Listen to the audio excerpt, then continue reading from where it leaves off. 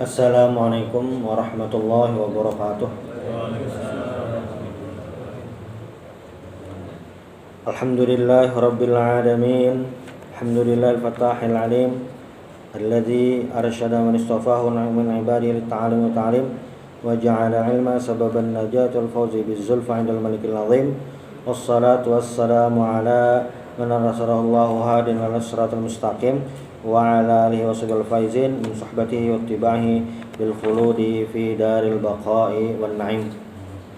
Alhamdulillah, di sore hari ini kita bisa kembali melanjutkan kajian kitab kita, kajian Tanbihul Ghafilin. Mudah-mudahan kita semua mendapatkan rahmat dari Allah Subhanahu wa taala. Di pertemuan kita sebelumnya, sebelum bulan Ramadan, bulan Maret, tanggal 8 Maret, itu kita membahas tentang hari kiamat. Hari kiamat tersebut memiliki banyak rentetan peristiwa. Jadi ketika disebutkan yaumul qiyamah, itu bukan hanya yaumul qiyamah saja, cuma ada peristiwa-peristiwa yang terjadi berhubungan dengan yaumul qiyamah tadi. Ada yang pra, ada yang paskanya. Kalau yang pranya itu ya alamatus sa'ah, tanda-tanda kiamat. Ada yang sughra dan ada yang kubra. Kalau yang sughra ini sudah beberapa muncul. Yang paling jelas adalah diutusnya Nabi Muhammad sallallahu alaihi wasallam. Itu termasuk tanda akhir zaman karena Nabi Muhammad adalah nabi yang terakhir. Dan makin kesini, maksudnya sampai sekarang, tanda-tanda itu kelihatan. Nah, paling yang apakah itu iya atau bukan, nah itu aja. Cuma kalau di hadis Nabi itu sudah ada yang jelas-jelas. Misalnya di hadis Nabi itu Audul Arabi urujan wa anhara. Jadi tanah Arab itu Audul Arabi, Arab itu akan kembali urujan wa anhara, akan kembali subur hijau. Nah, kalau melihat fenomena tersebut, kita klik di Google aja Arab hijau, langsung keluar gambarnya. Itu sudah fakta. Maksudnya tanah Arab mulai kembali hijau karena faktor alam lah, bukan reboisasi misalnya penghijauan. Ada memang faktor alamnya. Bilanya yang dimaksud Nabi hijaunya yang itu, nah berarti sudah satu tanda kiamat sughra muncul tuh. Berarti banyak-banyak yang lain lagi. Karena dari semua tanda-tanda kiamat sughra yang ada hadis Nabi itu, kadang ulama menebak ini kah atau bukan, nah seperti itu. Karena kan tidak ada pemberitahuan apalagi, karena kan kita wahyu sudah habis itu. Tidak ada yang tahu, cuma kemungkinan seperti itu. Nah, setelah tanda kiamat sughra itu muncul semuanya, baru nanti yang kubra.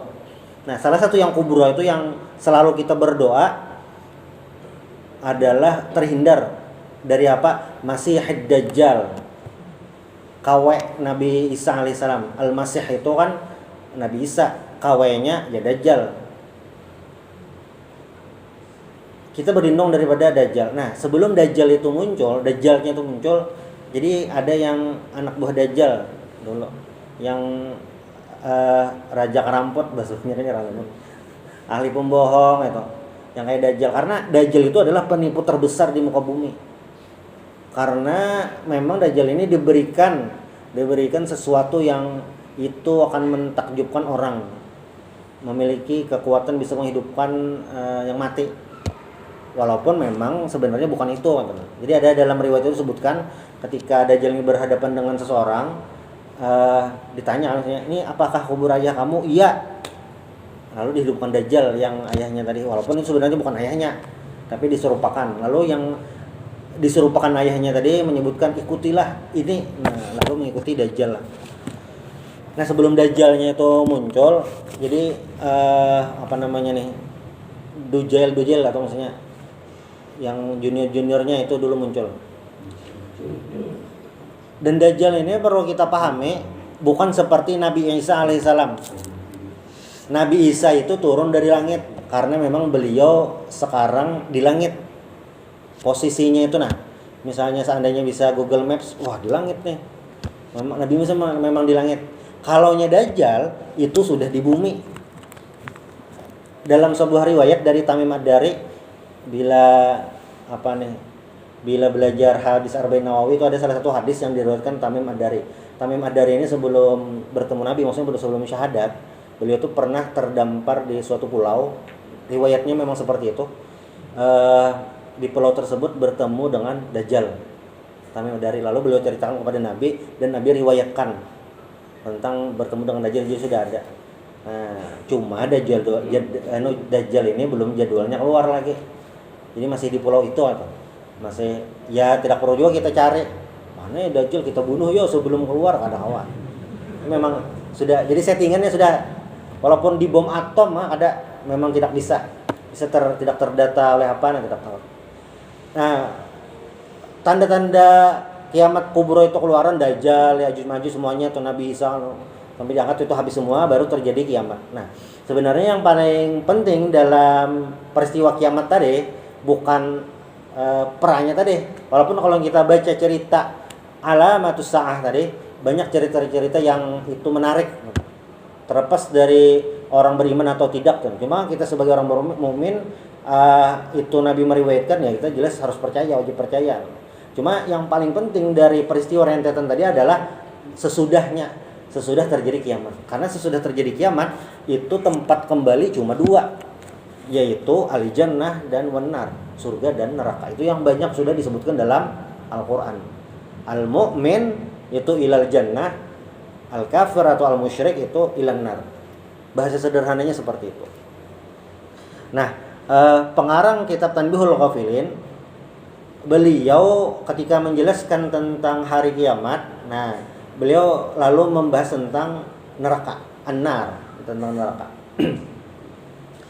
Jadi di rentetan peristiwa yaumul qiyamah, hari kiamat itu puncaknya itu adalah ketika penghitungan dan penimbangan. Al-hisab itu penghitungan dan al-mizan itu penimbangan. Jadi dua kali. Kalau kita pikir-pikir, sebenarnya penghitungan itu dimulai sejak kita di dunia, yaitu oleh malaikat rakib dan atid. Malaikat itu siapa? Malaikat itu adalah makhluk Allah yang la ya'sunallaha ma amarahum wa yaf'aluna ma yu'marun.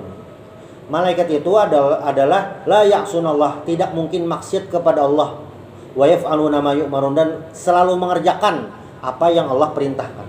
Malaikat itu hanya memiliki akal, tidak memiliki nafsu. Kita seharian bekerja, pulang ke rumah, nih mandi, lalu misalnya sholat maghrib berjamaah di masjid. Saat sholat maghrib itu sudah letih, sholat maghribnya tidak sesemangat misalnya sholat zuhur atau sholat asar. Kenapa bisa terjadi seperti itu? Ya karena kita memiliki nafsu, ada batas. Seharian kita bekerja, kelelahan, itu nafsu.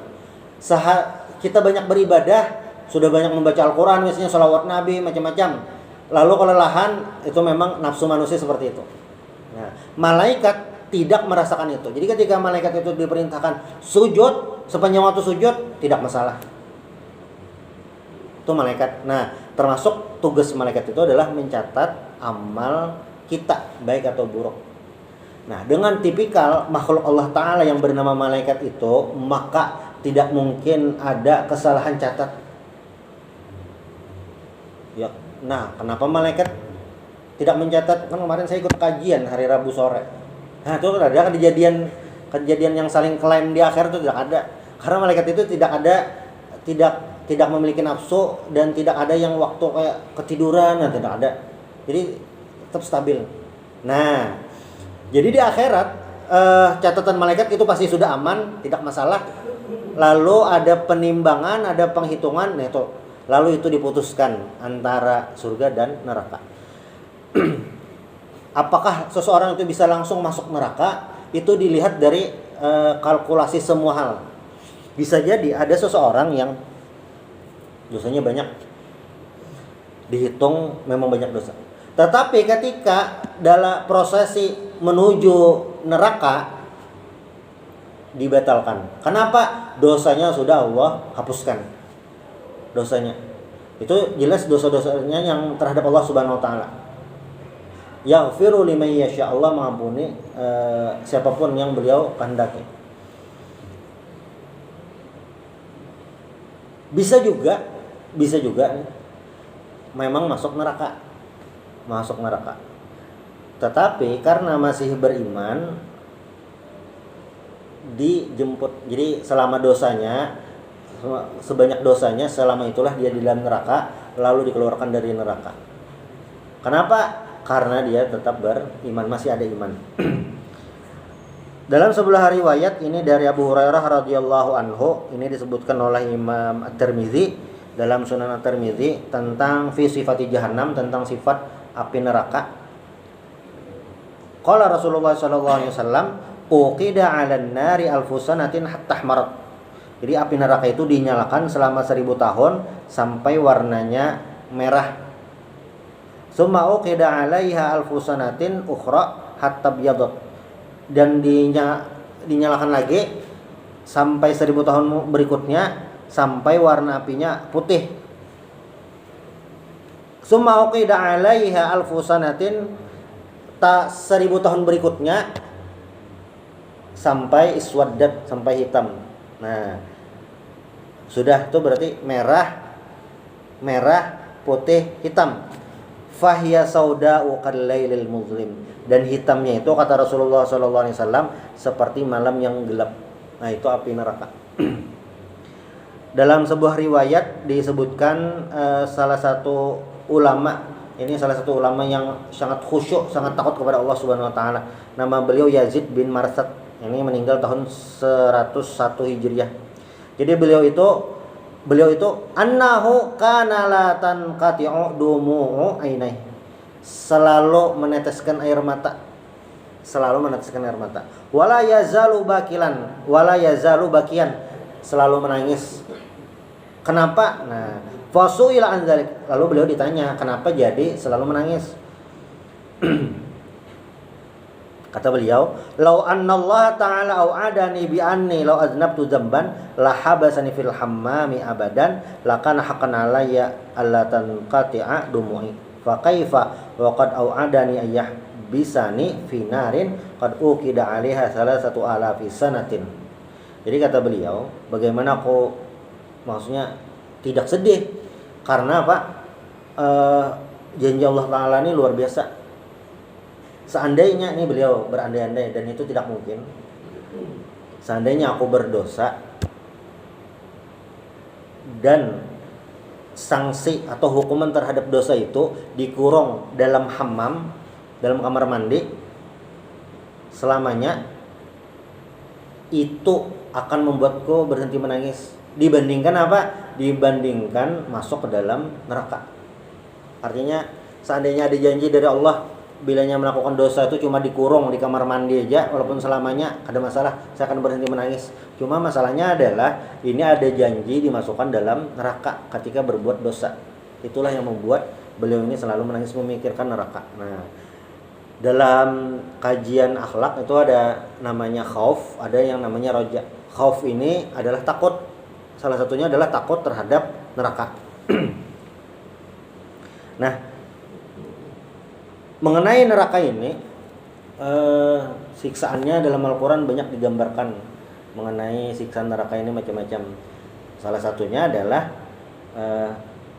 kullama nadijat juluduhum baddalnahum juludan ghairaha liyadzuqul adzab. Kullama nadijat juluduhum, manakala nadijat itu matang,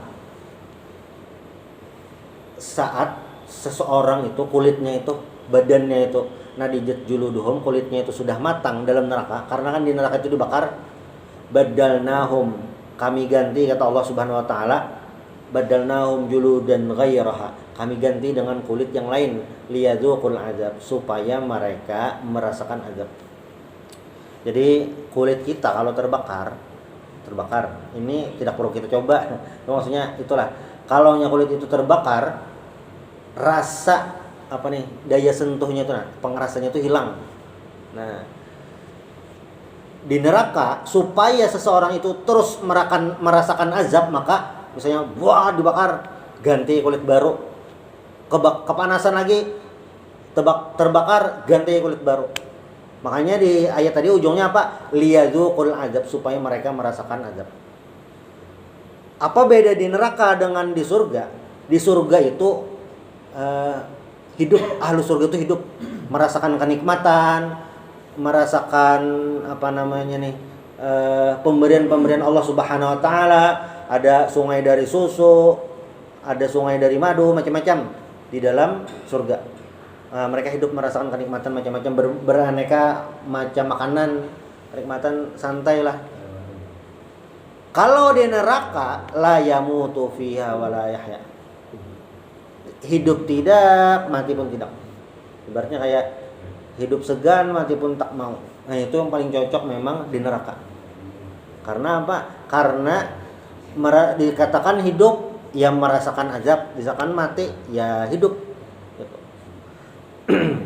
Dalam sebuah hadis lain juga Rasulullah Shallallahu Alaihi Wasallam mengatakan bahwasanya salah satu siksa neraka yang ringan adalah seseorang yang memakai sandal, ini dalam neraka, memakai sandal dan otaknya mendidih. Memakai sandal di neraka, nah otaknya mendidih saking panasnya. Di riwayat lain, nah kata penulis, faman arada ayyan jua min azabillah wa yanala sawabahu, siapa yang menginginkan selamat daripada azab Allah Subhanahu wa taala, wa yanala sawabahu, dan mendapatkan pahala dari Allah, fa alaihi ayyasbira ala syada'idid dunya fi taatillah wa yajtaniba al-ma'asi wa syahawatid dunya, fa innal jannata qad huffat bil makarih wa huffatin naru bisyahawat. Jadi kata penulis ini dari Nabi juga, siapapun yang menginginkan selamat dari azab Allah dan mendapatkan pahala, apa yang harus dikerjakan? Fa'alai ayyaswira, supaya sabar. Sabar apa? Di dunia. Apapun yang dialami saat di dunia, sabar. Sabarnya fi taatillah, sabar dalam taat terhadap perintah Allah. Jadi kalaunya selama ini sabar yang kita pahami adalah sabar yang ketika dapat ujian. Nah, itu salah satu tipe sabar. Yang kedua, sabar itu adalah saat mengerjakan ibadah. Salat tarawih ngantuk tetap dilaksanakan, itu sabar. Puasa lapar, itu sabar. Nah, sabar dalam mengerjakan ibadah. Lalu yang ketiga, sabar dalam menghindari kemaksiatan. Ini juga bagian dari kesabaran. Maka kata Rasulullah SAW, supaya bisa selamat dengan sabar melaksanakan perintah Allah, sabar menjauhi larangan Allah Subhanahu wa taala. Serta apa? Syahwat, keinginan di dunia. Apapun hal-hal yang itu membangkitkan nafsu kita, kalau itu haram, maka kita harus sabar. Sabar apa? Agar jangan menggapainya, agar jangan mengambilnya. Karena kata Rasulullah SAW, al-jannatu qad huffat bil makari. Karena surga itu diliputi, dikelilingi dengan al-makari, hal-hal yang tidak disukai. Subuh bangun, padahal lagi ngantuk, al-makari, tidak disukai. Salat maghrib setelah seharian lelah bekerja, al-makari. Perut lapar, harus puasa, al-makari, tidak disukai. Uang harus yang dikeluarkan zakat, al-makari, sama. Haji itu dua macam, fisik dan finansial, materi dan fisik, dua-duanya. Ini makarinya luar biasa nih. Kalau kita mengukur ukuran di dunia, karena ada uang yang harus dikeluarkan, ada fisik yang harus diperjuangkan, itu haji. Ini al-makarinya luar biasa. Makanya kata Rasulullah, al-jannatu qad huffat bil makari. Jadi surga itu diliputi dengan kesusahan-kesusahan, hal yang tidak disukai. Ini bisa kita lihat bagaimana ketika para sahabat Rasulullah SAW mereka menjalani hidup sebagai seorang muslim saat di awal-awal Nabi Muhammad SAW berdakwah. Kita ambil contoh Sayyidina Abu Bakar. Sayyidina Abu Bakar ini adalah termasuk awwaluman aslama minar rijal, orang yang pertama daripada laki-laki masuk Islam, atau bahasa lain orang yang pertama dari luar rumah Nabi. Nah, di rumah Nabi itu kan ada Siti Khadijah, nah itu termasuk pertama. Ada Zaid bin Harithah, ya juga sama. Nah, Abu Bakar ini bukan orang rumah Nabi yang pertama masuk Islam. Nah, hal yang itu sangat penting dalam sirah Nabi itu yang beliau lakukan, yang Sayyidina Abu Bakar lakukan adalah memerdekakan budak waktu awal-awal Islam itu. Jadi kan di masa itu budak itu diperjualbelikan. Nah, dan itu untuk membantu di rumah. Jadi misalnya, apakah kamu menjual budak? Ya, saya jual budak. Berapa harganya? 1 miliar, 1 M. Beli itu. Ini berapa harga budaknya? 50 juta aja. Wah, kok murah ya? Dia pemalas. Habisi beras saja. Itu harga budak. Sayyidina Abu Bakar membeli budak-budak yang sudah beriman. Salah satunya adalah apa? Salah satunya adalah Bilal bin Rabah. Misalnya lah, harga Bilal itu misalnya anggap 300 juta misalnya. Sayyidina Abu Bakar tuh membeli Bilal 300 juta. Sesudah dibeli nih. Apa yang beliau lakukan? Bebas. Udah, kamu bebas, terserah mau kemana aja. Itu apa al-makarihnya? Al-makarih Sayyidina Abu Bakar. Hilang uangnya sebanyak harga budak tadi. Dan budak yang beliau merdekakan bukan cuma satu, ada yang lain lagi. Nah, ini kalau kita andai-andai kan, seandainya tipe Abu Bakar itu adalah tipe pebisnis sejati, budak itu tidak beliau bebaskan, tapi apa? Beliau beli, ya beliau suruh ke rumah. Kok seperti itu? Ya kan nggak nih?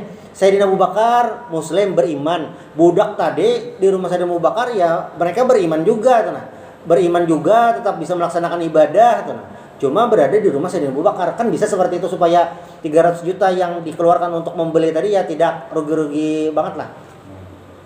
Tetapi apa? Sayyidina Abu Bakar memilih cara yang paling terbaik, yaitu memerdekakan budak, itqar raqabah. Ini apa? Al-Makari.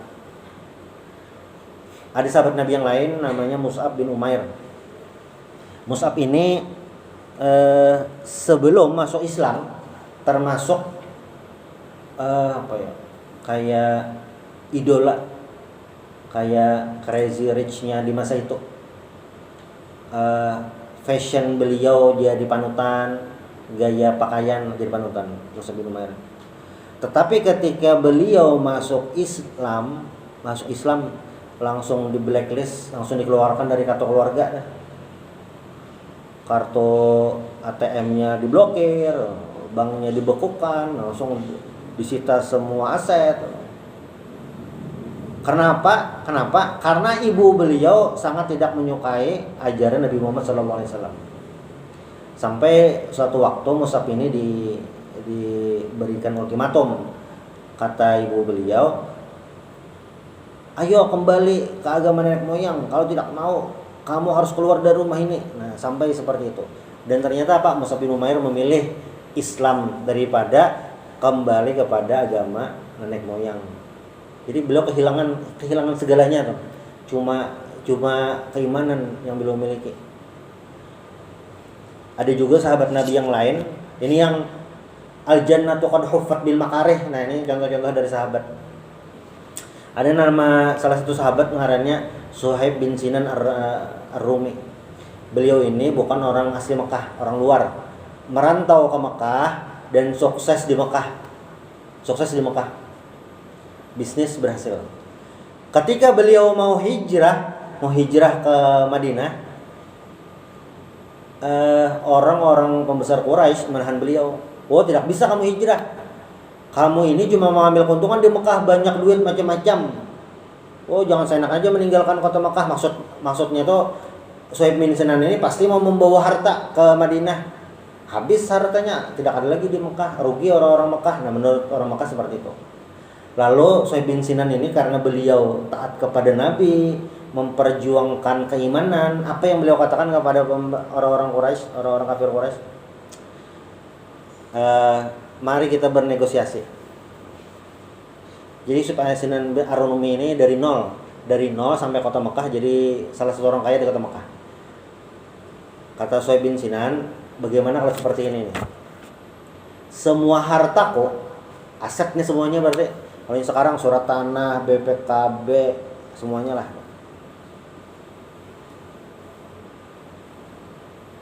Aku berikan, aku tinggalkan, silahkan ambil. Tapi kalian harus membebaskan aku hijrah ke Madinah. Oke, kata orang Quraisy, oke, deal, siap. Nah, jadi apa? Suhaib bin Sinan meninggalkan hartanya semuanya, beliau tinggal dan beliau hijrah ke Madinah. Makanya kalau kita perhatikan hadis tentang hijrah Nabi itu luar biasa. Itu hadisnya berkaitan tentang niat.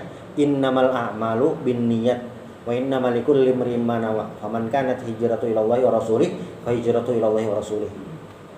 Makanya al-jannatu qad huffat bil makarih, karena banyak makarihnya tadi. Kenapa jadi para sahabat itu posisinya paling tinggi di antara umat Rasulullah SAW? Karena memang para sahabat mengalami perjuangan yang luar biasa, disiksa, harus mempertahankan keimanan, meninggalkan kampung halaman karena keimanan, meninggalkan segalanya, meninggalkan keluarga untuk mempertahankan keimanan. Makanya dalam Al-Quran itu ketika menyebutkan sahabat apa? Radhiyallahu anhum, Allah meridhai. Ridho itu puncak tertinggi. Jadi misalnya al-hub itu suka, nah ridho itu lebih tinggi daripada itu. Sahabat tuh levelnya sudah seperti itu. Makanya ketika turun ayat khamar itu kan berangsur-angsur. Cuma yang dia terakhir, innamal khamru wal maisir wal ansab wal azlam rijsun min amali syaitan fajtanibuh. Nah, pas ayat yang terakhir yang mengharamkan sama sekali itu turun, jalanan kota Madinah itu jadi banjir kecil lah. Karena apa? Seluruh penduduk Madinah yang muslim membuang khamarnya ke jalan. Jadi masing-masing rumah itu ada memiliki simpanan khamar. Mungkin untuk tamu, untuk apalah. Itu semuanya dibuang sampai jalan Madinah tuh ya banjir kecil lah. Terus banjirnya calap. Nah, karena apa? Karena taat kepada Rasulullah SAW. Kita bayangkan lagi bagaimana yang al-jannatu qad huffat bil makarih waktu perang Badar, Ghazwatul Badar. Ghazwatul Badar itu Rasulullah berangkat bersama para sahabat yang kurang lebih 313. Niatnya bukan untuk melawan orang Quraisy, kada. Cuma itu keluar untuk jaga-jaga sehingga jumlahnya itu sedikit. Jadi umat Islam lebih daripada itu lagi saat itu. Itu cuma buat jaga-jaga. Ternyata di perjalanan terjadi perubahan pergerakan. Nah, orang-orang kafir Quraisy itu memang berencana untuk menyerang Rasulullah SAW. Mau tidak mau harus dihadapi orang yang 313 tadi. Nah, dan Nabi pun kembali menanyakan hal tersebut kepada orang-orang Ansar. Karena memang perjanjian dengan Ansar itu adalah menjaga Nabi saat di Madinah, ini di luar kota Madinah. Lalu apa kata Ansar? Kami siap bersama Rasulullah SAW. Kita bisa bayangkan 1000 melawan 300, berarti 1:3. Berarti kalau duel 1 lawan 1, itu 1 orang melawan 3 orang. 1 orang melawan 3 orang. Dan itu situasi sangat genting. Tetapi apa? Para sahabat yang 313 tadi tetap bertahan bersama Rasulullah SAW. Sehingga apa? Sehingga sahabat itu tetap bertahan. Loyalitas mereka kepada Rasulullah SAW langsung dapat hadiah dari Allah. Bantu apa hadiahnya? Tentara dari langit, para malaikat itu turun. Nah, cuma kan yang jelas pada awalnya itu adalah apa? Al-makarih. Ada hal-hal yang tidak disukai, tetapi itulah buah daripada ketidaksukaan tadi membawa ke surga. Nah, hadirin rahimakumullah, kalaunya membahas masalah neraka, Rasulullah SAW itu luar biasa. Jadi salah satu sunnah dalam membaca Al-Quran itu ketika kita melewati ayat-ayat tentang neraka, itu kita disunahkan untuk membaca doa supaya terhindar daripada neraka. Kan tidak tahu bahasa Arabnya, ya penting doalah itu. Mudah-mudahan terhindar daripada neraka. Yang misalnya kita ambil contoh yang sederhana di surah Al-Zalzalah. Ini mengenai di akhirat. Faman ya'mal mithqala dzarratin khairan yarah. Kebaikan sedikit apapun nanti dia akan yarah, melihatnya. Wa may ya'mal mithqala dzarratin syarran yarah. Kejahatan sekecil apapun nanti di akhirat akan melihat itu. Makanya dalam hadis itu Rasulullah SAW bersabda, ittaqun nara walau bisyiqqi tamratin. Takutilah neraka walaupun itu setengah kurma. Jadi jangan sampai kita ini, walaupun kita tidak tahu kadar panasnya neraka itu seperti apa, menakutkannya seperti apa, jangan sampai kita menantang Allah Subhanahu wa taala. Melakukan dosa manusia, ya itu memang istilahnya karena memiliki nafsu kan manusia. Tetapi jangan sampai kita ada dalam hati terbersit untuk meremehkan neraka yang siksaannya itu luar biasa. Kata Rasulullah SAW, seandainya kalian melihat apa yang aku lihat, kan Nabi itu waktu Isra Mi'raj sudah melihat semuanya, termasuk melihat surga, melihat neraka. Jadi kata Rasulullah, kalau kalian melihat seperti yang aku lihat, la dhahiktum qalila, kalian akan sedikit tertawa. Karena tahu nih kehidupan di dunia ini sementara, yang kekal abadi adalah di akhirat. Kada ada bandingannya. Tidak ada bandingannya.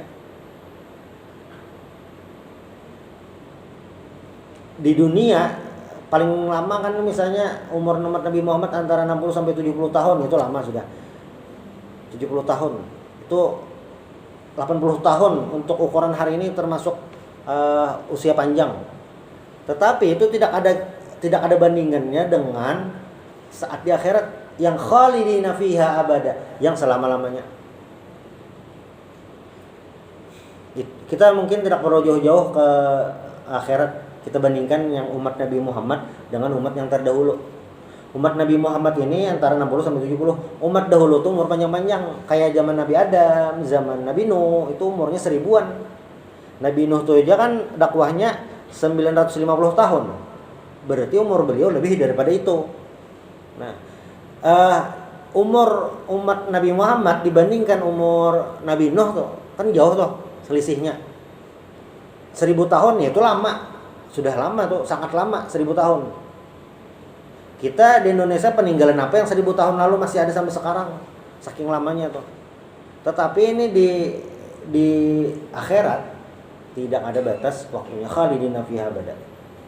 Makanya dalam Al-Qur'an disebutkan apa? Khairat. Akhirat itu al-ula, lebih diutamakan karena tidak ada bandingannya. Nah, dalam sebuah hadis Rasulullah SAW bersabda, "Uzkuru minan nari ma syi'tum fala tadhkuruna minha syai'an illa wa hiya ashaddu minhu."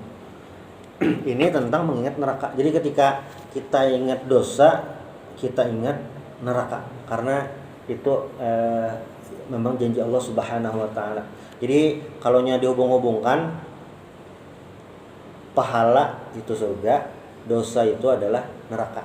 Nah, ada kasus seseorang selangkah lagi masuk surga dibatalkan, di-cancel. Kenapa? Karena yang anak orang tersebut tidak mendapatkan pendidikan agama layak. Jadi mengadu kepada Allah Ta'ala, "Ya Allah, orang tuaku tidak pernah mendidik aku dalam hal agama, jangan masukkan ke surga." Nah, lalu orang tadi tidak jadi ke surga, ke neraka dulu. Dihukum atas dosanya tidak mendidik anak. Nah, bisa seperti itu. Jadi jangan sampai kita dengan neraka ini merendahkan, meremehkan, jangan sampai. Tapi kita selalu berdoa mudah-mudahan diselamatkan daripada neraka. Ketika di dalam neraka, apakah bisa mendapatkan syafaat? Bisa. Yang pertama, syafaat yang didapat adalah dari Rasulullah SAW. Bisa dijemput, sudah dalam neraka dijemput. Bisa juga apa? Bisa juga dari teman-teman yang soleh. Itu bisa menjemput yang di neraka. Itu namanya apa? Itu namanya adalah syafaat. Makanya kita disuruh berteman dengan orang-orang soleh. Itu bukan sekedar hidup di dunia mengajak kita beribadah, bukan hanya itu, tetapi juga membantu kita saat di akhirat, saat bermasalah. Nah, itu ada namanya syafaat. Kalau sebaliknya apa? Sebaliknya ya tadi, seperti yang seorang ayah tadi, ketika dia tidak mendidik anaknya dengan baik, sudah hampir ke surga, malah dibatalkan, malah ke neraka. Nauzubillah min zalik. Dan penutup daripada kajian kita pada sore hari ini, dari perkataan musannif pengarang, fa idza ra'a ahlun nari annal muslimina qad ukhriju minha qalu ya laitana kunna muslimin wa kunna nakhruju minan nar wa huwa qauluhu ta'ala rubbama yawaddul ladzina kafaru law kanu muslimin. Dan riwayat hadis Nabi sallallahu alaihi wasallam, yu'ta bil mauti ka'annahu kibshu amlah fayuqal ya ahlal jannah hal ta'rifuna al maut fayanzuruna ilaihi wa ya'rifunahu wa yuqal ya ahlan nar hal ta'rifuna al maut fayanzurunahu faya'rifunahu fayuzbahu bainal jannati wan nar summa yuqal ya ahlal jannah khuludun bila mautin wa ya ahlan nar khuludun bila mautin. Wahai penduduk surga, khuludun bila maut, kalian akan selama-lamanya tanpa ada kematian. Wa ya ahlan nar, dan wahai ahli neraka, khuludun bila maut, kalian akan selama-lamanya tanpa ada kematian, tanpa ada penghabisan. Mudah-mudahan kita diselamatkan daripada siksa neraka, dan mudah-mudahan kita diselamatkan dari siksa neraka. Subhanallah bihamdik, asyhadu an la ilaha illa anta, astaghfiruka wa atubu ilaik. Assalamualaikum warahmatullahi wabarakatuh.